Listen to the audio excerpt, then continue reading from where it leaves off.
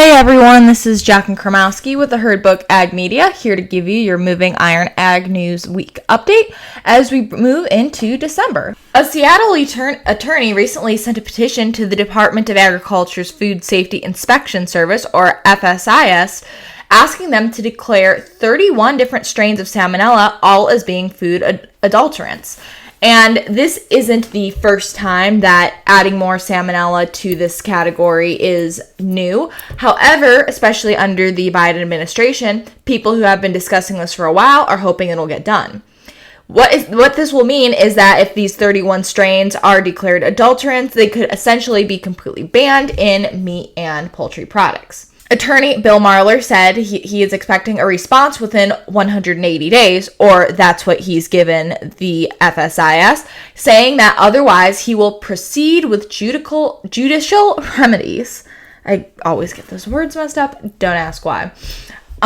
Now, Agriculture Secretary Tom Vilsack has already stated that the USDA is, quote, taking action to help prevent salmonella contamination throughout the poultry supply chain and production system to protect public health, unquote.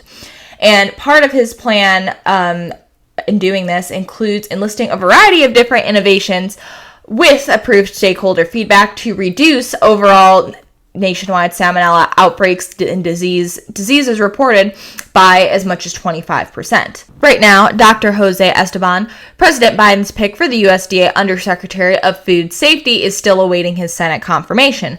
However, if he is confirmed, he will be among the individuals that would need to be on task with implementing, devising, or not, depending on which way things go, these new regulations regarding the salmonella strains. At the end of November, Biden's administration extended a waiver for commercial truckers from the House of Service Regulations that will extend through February 28th of next year, according to National Pork Producers Councils in a press release. Moving on really briefly to some of our international news. In Brazil, they have planted over 90% of their acres for soybeans, putting them pretty far ahead at this point in time above where they usually are for this time of year. And moving over to Canada, recently their Minister of Innovation, Science and Industry announced that the country will be investing 1.5 million Canadian dollars, which is about 1.2 million in US, for the Newfoundland-based company Milk Movement through Sustainable Development Technology Canada.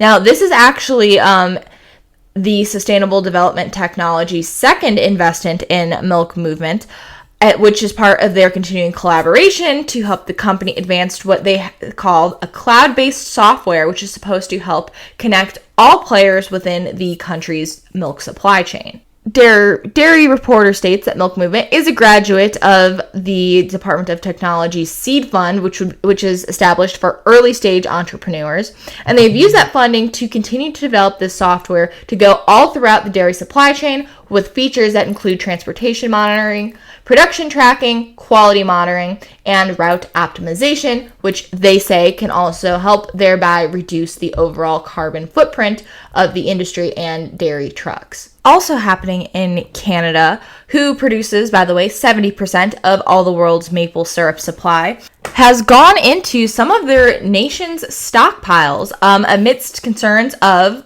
supply shortages and other things such as very high prices. According to the Canadian Federation, they are going to release about 50 million pounds of syrup from this stockpile, which is about half of the entire reserve. Now, you might be wondering why exactly there would be a supply, since it seems like syrup isn't exactly tied to some of the constraints that other industries are, but actually they did have a pretty sizable drop in production, noted to a shorter and warmer spring season, which meant by the time fall rolled around, their output had dropped significantly.